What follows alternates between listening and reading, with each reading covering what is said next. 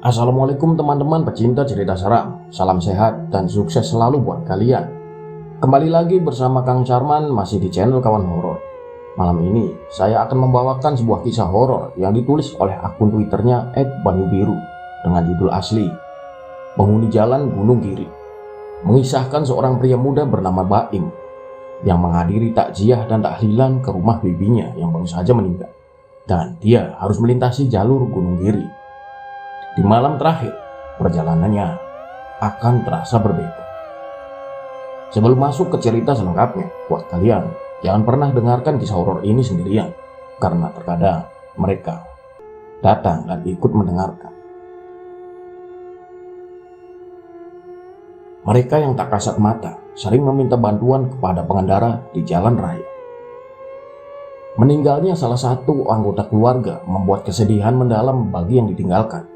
Begitu juga dengan yang dialami oleh salah satu keluarga Baim di tahun 2005. Seorang pemuda berumur 20 tahun berasal dari Mojokerto.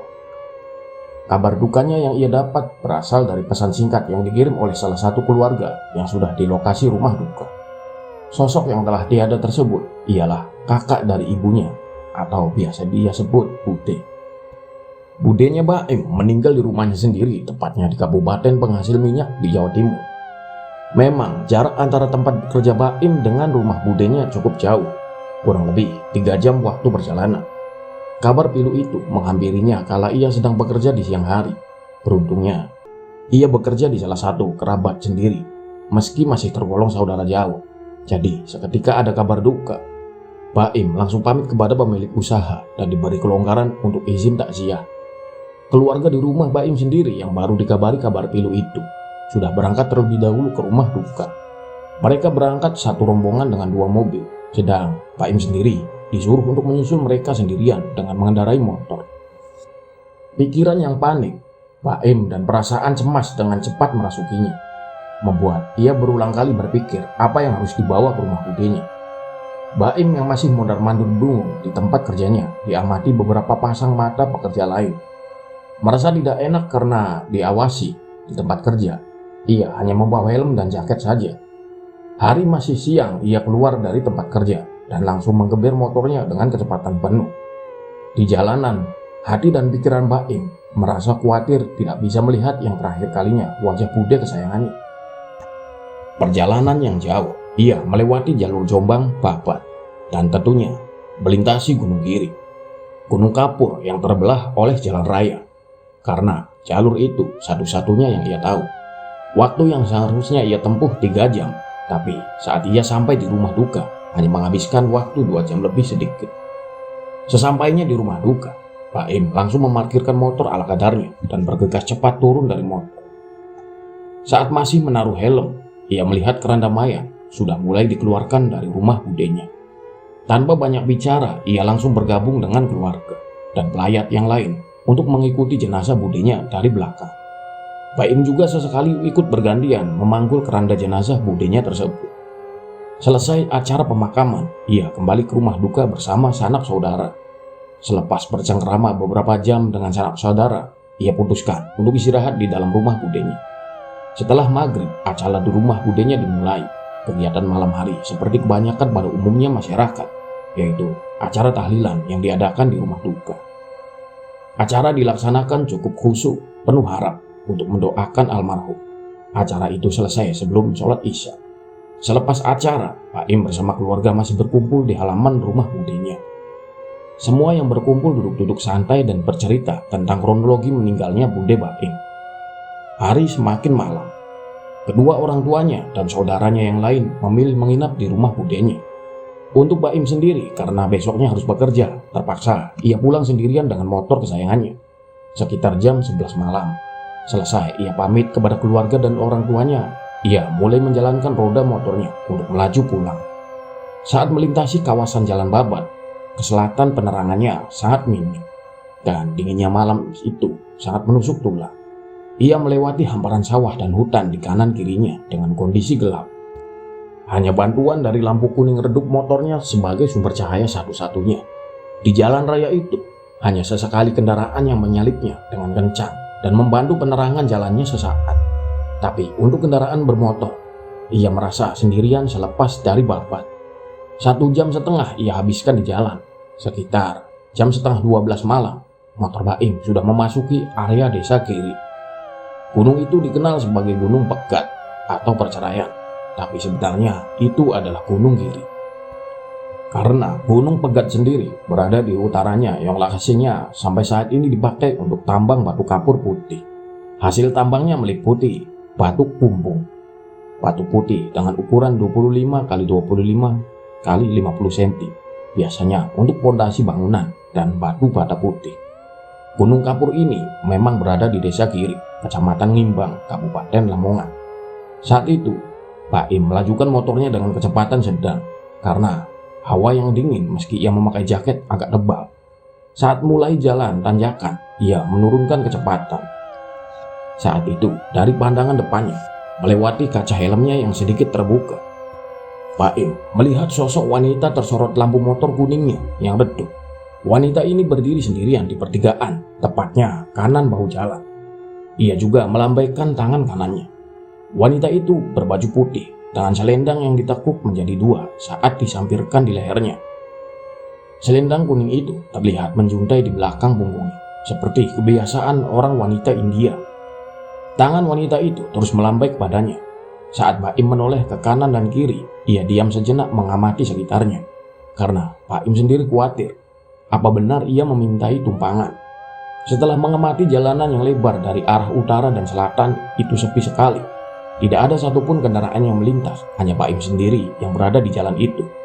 Saat merasa Baim sendiri dimintai tolong oleh seorang meski belum kenal, ia perlahan menurunkan lagi putaran gas motornya. Saat itu juga motornya melaju pelan dan menurunkan jarum speedometernya. Baim menganggap wanita itu seperti penduduk sekitar dan tidak menaruh curiga sedikit pun. Baim sendiri yang masih berduka dengan beban pikiran yang masih berat sehabis ditinggal budenya, dia tidak berpikiran macam-macam. Wanita ini memang terlihat benar-benar cantik saat Baim melihat dari dekat.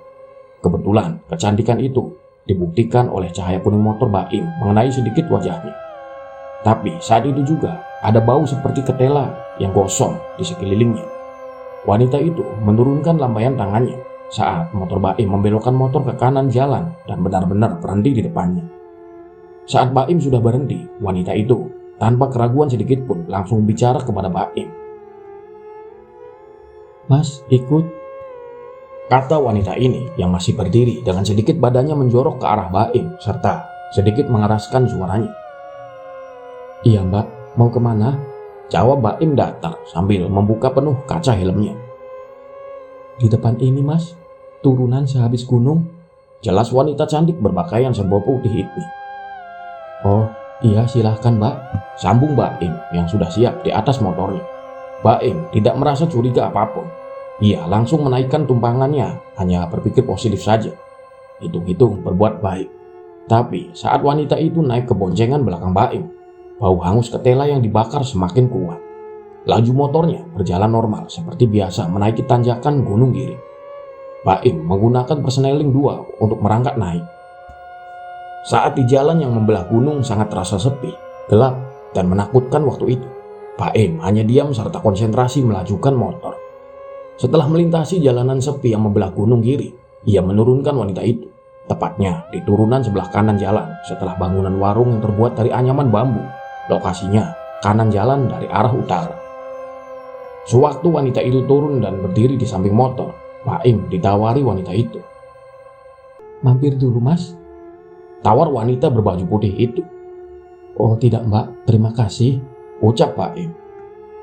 "Ya sama-sama mas, saya juga terima kasih banyak," sahut wanita cantik ini. Selanjutnya Baim melanjutkan perjalanan pulang tanpa menoleh ke belakang lagi. Waktu perjalanan ia pulang juga tidak merasakan apapun. Sampai di rumah, Baim langsung istirahat. Keesokan harinya, ia langsung bekerja melakukan aktivitas seperti biasa. Waktu berjalan sangat cepat, hingga acara 7 hari budenya Baim sudah tiba. Kali ini, ia berangkat dari rumah sejak pagi hari. Ia berangkat naik motor sendiri melewati jalur yang sama. Memang saat itu, Baim kemanapun sukanya naik motor, meski keluarganya mengajak naik mobil untuk berangkat bersama.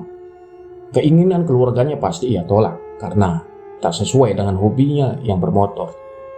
Sore hari Baim sudah sampai dan ikut langsung berkumpul dengan keluarga di rumah budenya. Acara dilaksanakan sehabis maghrib. Acara 7 hari budenya selesai sebelum Isya, tapi keluarga masih berkumpul. Baim yang sudah terbiasa di jalanan kali ini kembali pulang sekitar jam 11 malam. Jalanan yang sama ia lewati lagi. Rutenya persis sama seperti dengan 6 hari yang lalu. Ia melewati jalan Gunung Giri. Seperti pertama kali, di jam setengah 1 malam, motor Baim sudah memasuki area tanjakan Gunung Giri. Jalanan saat itu juga sepi dan gelap. Hanya lampu motornya sebagai satu-satunya penerangan saat itu. Motor dilajukan pelan saat sama seperti 5 hari yang lalu. Sosok wanita cantik berpakaian serba putih dan selendang putih di lehernya melambaikan tangannya kembali. Baim sendiri yang merasa sudah pernah memberi tumpangan kepada wanita ini, tak ragu langsung memberhentikan motornya kembali. Tepatnya di pertigaan seperti pertama kali ia temui wanita ini. Di atas mesin motor Baim yang masih menyala, ia sekilas mencuri pandang wajah wanita itu, dibantu dari sedikit sorot lampu motornya yang berada di samping wanita itu.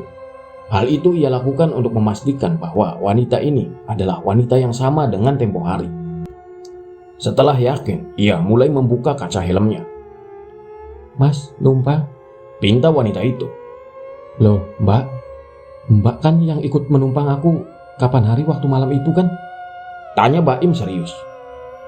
Iya mas, bener," jawab wanita yang masih belum tahu namanya. "Ayo Mbak, langsung naik saja," pinta Baim dengan tenang. "Iya mas, terima kasih." Tanpa ada perasaan apapun, Baim yang hanya berniat membantu, ia kembali menarik gasnya dan melajukan kembali motor dengan pelan di tanjakan. Saat motor melaju dengan pelan, Baim yang merasa sudah 2 kali bertemu ingin mengajak perkenalan. "Namamu siapa Mbak?" tanya Baim agak keras dari jok depan motor, disertai angin dingin semilir.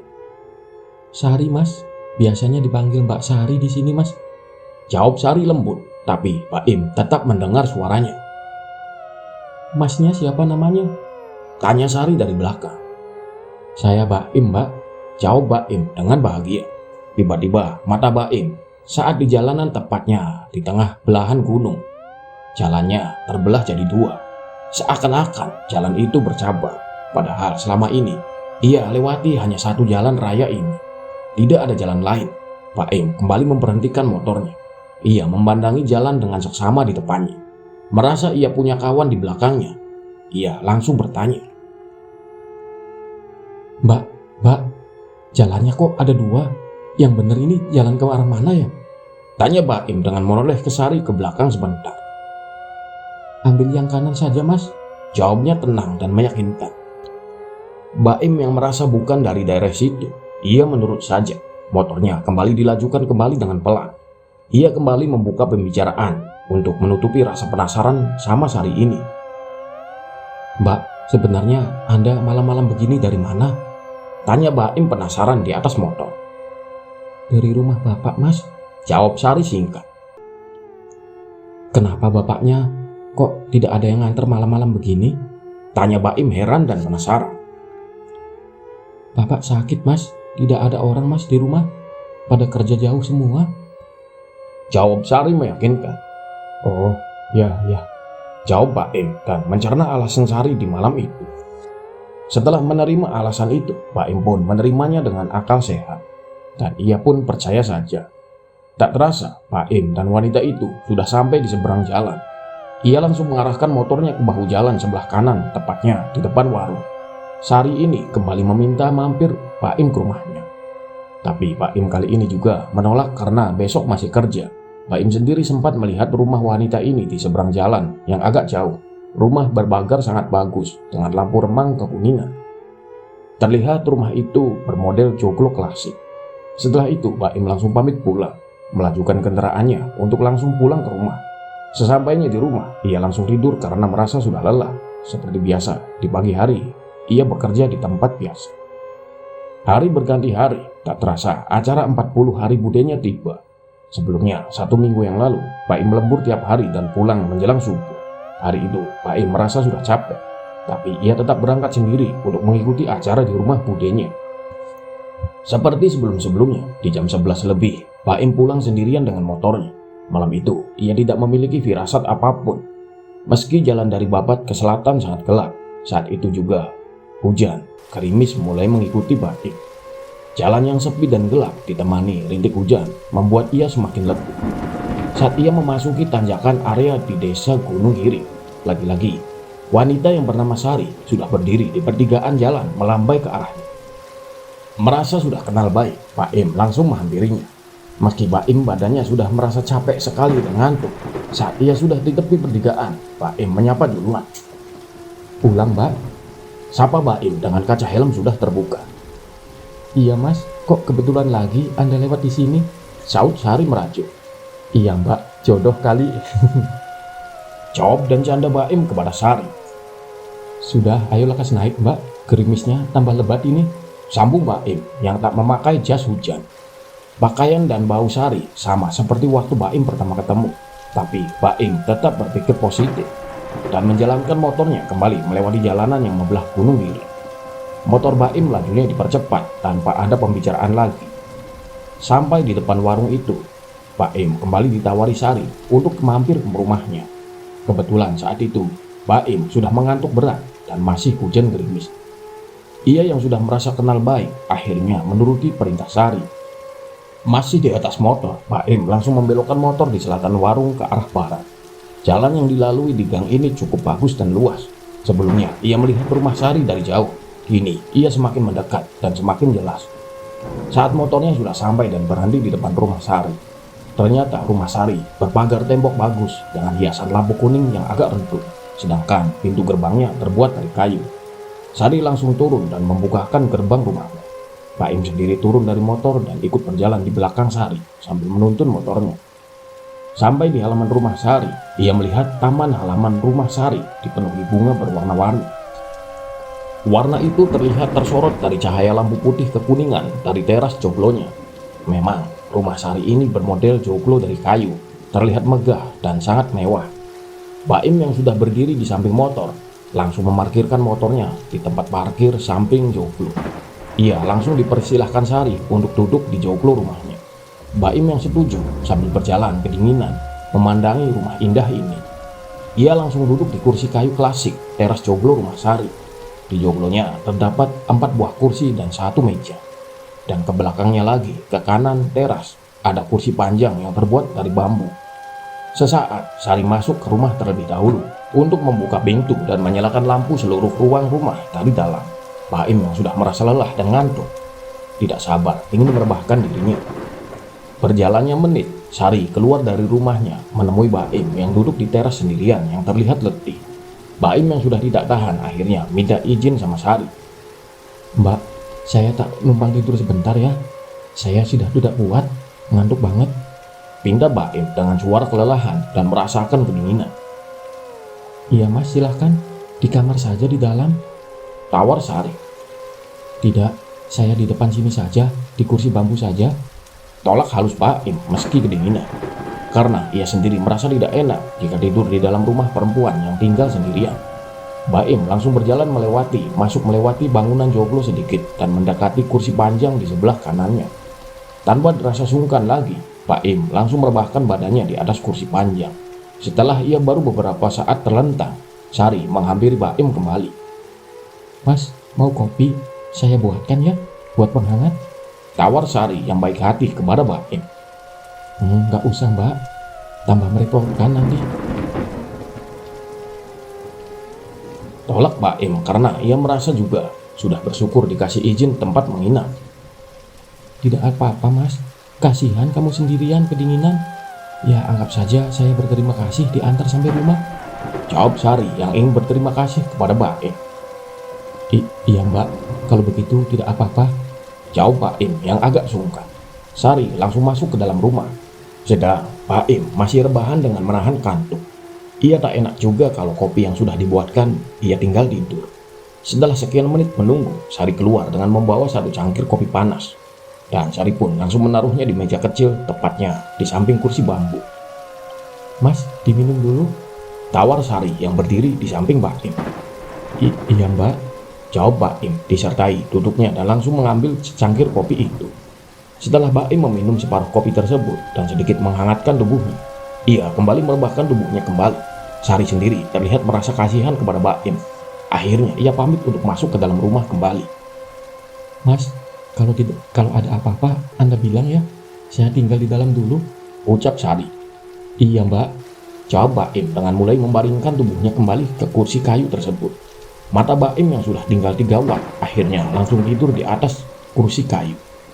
Dengan lelap Baim tidur. Ia sudah tidak memikirkan apa-apa lagi. Sekian lama ia tidur. Tiba-tiba ada tangan yang dingin terkena embun menyentuh kakinya. Tangan itu menepuk pelan berkali-kali. Mas, bangun, kata pria yang membangunkan Baim di pagi hari. Baim yang tersadar mulai bangun dengan bingung. Wajahnya pucat dan linglung. Kepalanya menoleh ke kiri dan kanan. Ia melihat sekelilingnya dengan wajah panik. Heran serta takut karena yang ia lihat di pagi itu ternyata areal kuburan. Tubuhnya sendiri saat itu berada tepat duduk di atas makam seorang wanita. Saat ia melihat di atas kepalanya tertulis di nisan kayunya bernama Sari Rahayu. Loh, di mana ini Pak? Kata Baim dengan tatapan kosong bingung setelah melihat nisan tadi. Ini pemakaman, Mas. Kamu habis ritual atau mengaji tadi malam? Kok sampai ketiduran di sini? Tanya pria setengah baya itu. Enggak, Pak. Jawab Baim pelan. Akhirnya, Baim menceritakan secara detail pertemuannya dengan Sari, mulai awal sampai akhir. Setelah mendengar cerita Baim, pria itu mengaku sebagai warga sekitar yang berprofesi sebagai pencari bunga Kamboja. Sebut saja Pak Rano. Pak Rano sendiri telah mencerna pengakuan Baim, ikut bingung juga. Ia heran karena Baim bisa sampai kuburan sini bersama kendaraannya. Padahal jalan menuju area kuburan ini hanya bisa dilalui dengan jalan kaki. Kuburan ini juga dikelilingi parit selebar kurang lebih 2 meter dan memanjang mengelilingi kuburan. Sedangkan jembatan yang dipakai untuk masuk ke kuburan itu saat itu hanya sebuah bambu kering waktu itu. Bambu itu hanya diletakkan di bawah tanpa ada pegangan di samping kanan kirinya. Baim yang sadar, bingung untuk jalan pulangnya. Untungnya, Bapak Rano itu baik. Baim dibantu untuk mengangkat motornya dari kuburan dengan sebuah bambu. Bambu itu diikatkan di motornya, lalu mereka menggotongnya berdua untuk melewati parit kuburan dan menuruni kuburan yang ada di atas bukit dengan jalan setapak. Baim dan Pak Rano dengan susah payah akhirnya bisa turun dari area kuburan. Sampai di bawah, tepatnya jalan keluar, Baim diperingatkan sama pencari bunga Kamboja. Mas, kalau lewat sini jangan sendirian, khususnya kalau malam hari. Kamu bawalah teman, saran Pak Rano. Kenapa Pak? Jawab Baim yang masih belum sadar. Bapak itu menahan tawa karena kejadian yang dialami Baim sebelumnya sering terjadi. Bapak itu juga merasa geli mendengar jawaban Baim yang masih linglung. Pak Rano juga teringat seseorang beberapa waktu yang lalu tertidur di kuburan ini. Seketika pagi hari Pak Rano juga yang membangunkannya. Soalnya sering kejadian Mas di sini. Jadi lain kali hati-hati Mas. Jelas Pak Rano. Iya Pak. Jawab Baim yang mulai setengah sadar. Tapi penghuninya Jalan Gunung Giri rata-rata masih baik kok Mas. Paling ya seperti kamu ini begini jadinya. Jelas Pak Rano kembali. Sudah, kamu cepat pulang, hati-hati di jalan, perintah Pak Rano. Iya Pak, terima kasih banyak ya Pak. Jawab Baim serta tangannya meraih tangan Pak Rano untuk menjabat tangan untuk berterima kasih sedalam-dalamnya. Iya nak, sama-sama. Jawab singkat Pak Rano. Selanjutnya, Baim yang merasa masih belum lengkap kesadarannya akan kejadian semalam. Pagi itu, ia langsung melanjutkan perjalanan untuk pulang ke rumah. Saat di perjalanan pulang, ia terus memikirkan sosok Sari yang menolongnya saat tadi malam. Saat sampai di rumah, sudah siang hari, ia langsung menceritakan kejadian itu kepada ibunya. Makanya nak, kalau dibilang orang tua itu nurut, kata ibu Baim. Iya Bu, maaf. Jawab Baim dengan penyesalan.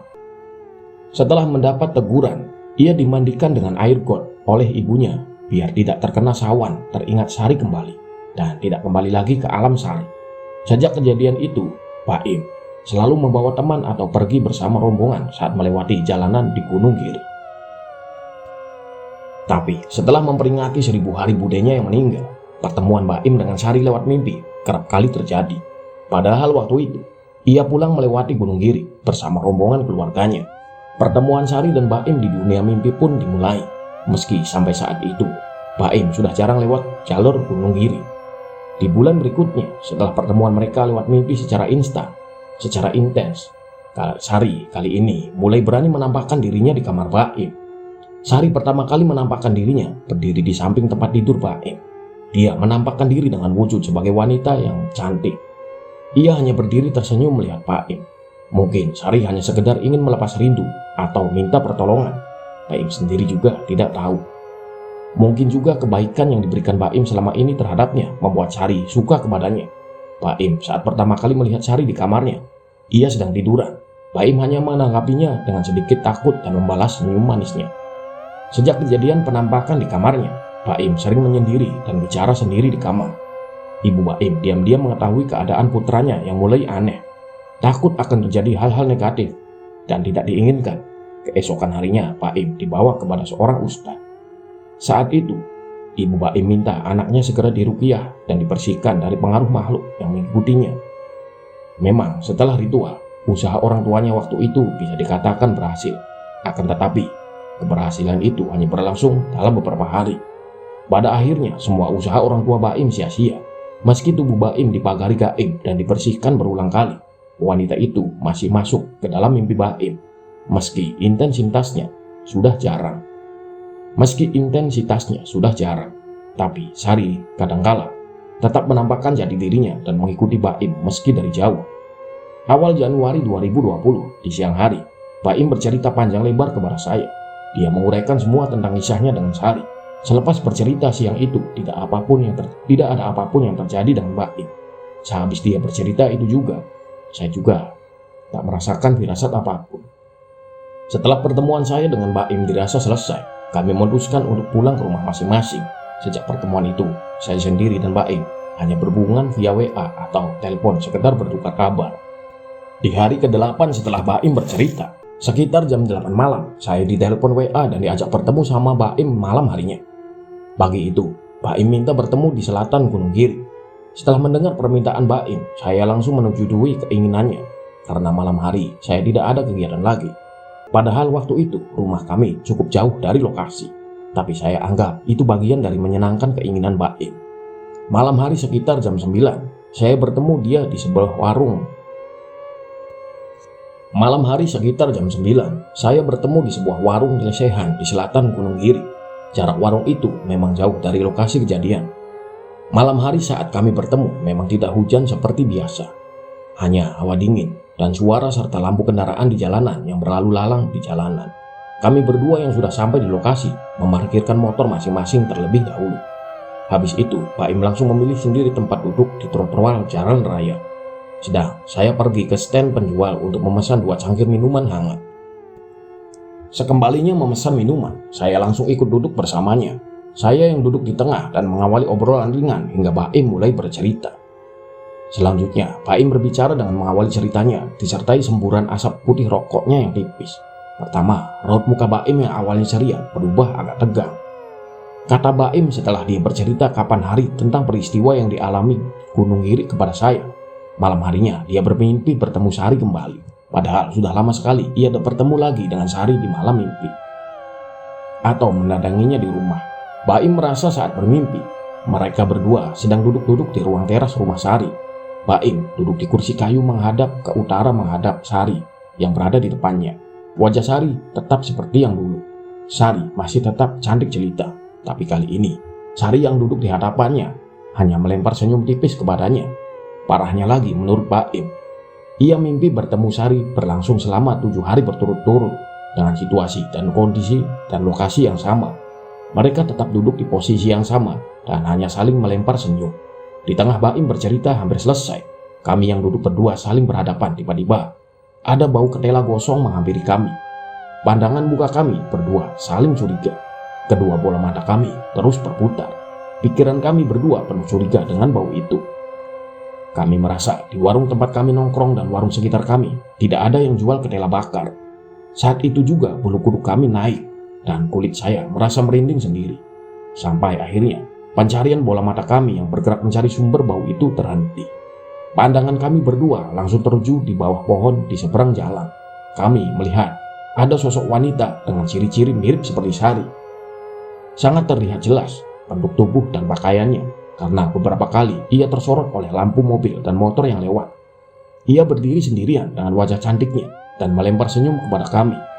Saya yang kaget hanya diam terdegun, tidak bisa bergerak. Sedang Baim yang sudah terbiasa ketemu dia dalam mimpi dan dalamnya alam nyata membalas senyum Sari dari tempat kami berdua nongkrong. Saya pun kembali berhadapan dengan Baim. "Siapa itu, Im? Kok sama kamu senyum-senyum?" tanya saya yang penasaran. Baim kembali dengan menghadap saya dengan kepala sedikit tertunduk. Iya itu mas, yang namanya Sari," jawabnya lirih dengan wajah tanpa ekspresi. Saya yang kaget, takut tapi penasaran menoleh lagi ke arah bawah pohon. Tapi kali ini sosok wanita itu sudah menghilang. Saat itu juga Sari sudah tidak ada di tempatnya lagi. Dengan hilangnya wanita itu, aroma baunya juga ikut menghilang seketika. Kami berdua terdiam seketika. Baim dengan tenang menunggu situasi ketakutan dan rasa cemas kami mereda. Lalu seketika dirasa sudah aman, Baim mulai bercerita kembali. Di hari ke-7 sekitar jam 1 dini hari, Baim bermimpi lagi. Kali ini Sari yang berbicara dahulu. Ia menjelaskan bahwa dia sebenarnya sudah meninggal kecelakaan di daerah Gunung Giri. Kejadian tentang kematiannya saat masih di zaman penjajahan Belanda. Sari sendiri berterima kasih kepada Baim dan meminta maaf kepada Baim atas perlakuan yang diberikan kepada Baim di tahun 2005. Ia tidak bermaksud apapun terhadapnya. Ia hanya ingin membantu Baim, itu saja. Selepas itu kami pulang ke rumah masing-masing. Esok hari Baim datang ke guru barunya untuk meminta pertolongan. Setelah dikasih doa dan melaksanakan ritual bersama gurunya, Baim sudah bisa lepas dari mimpi dan penampakan Sari yang tiba-tiba. Hingga sampai sekarang, Baim sudah tidak lagi bertemu dengan Sari dalam mimpi dan di alam nyata. Karena setiap dia mau tidur atau mau keluar, Baim selalu membaca doa yang baru dikasih oleh gurunya. Sehingga Sari sudah benar-benar menjauh dan lepas darinya. Iya, selesai teman-teman. Itulah kisah Baim yang saat melintasi Gunung Giri selalu diganggu atau lebih tepatnya ditemani karena sosok Sari ini tidak menampakkan atau menunjukkan sifat jahat. Hanya sekedar bertemu dan mengajaknya pulang ke rumahnya, walaupun ternyata rumahnya itu kuburan. Baiklah, itu saja kisah malam ini. Semoga dapat menghibur dan dapat diambil pelajarannya. Kita ambil baiknya dan buang buruknya. Saya mohon maaf apabila ada banyak salah kata dan ucapan saat membawakan kisah ini ya teman-teman. Dan semoga kita semua selalu diberi kemudahan dalam menjemput rezeki, diberi kesehatan, dan perlindungan oleh Allah Subhanahu wa Ta'ala. Amin. Sampai jumpa esok hari di jam yang sama dengan cerita menarik lainnya. Akhir kata, wassalamualaikum warahmatullahi wabarakatuh. Salam kawan horor.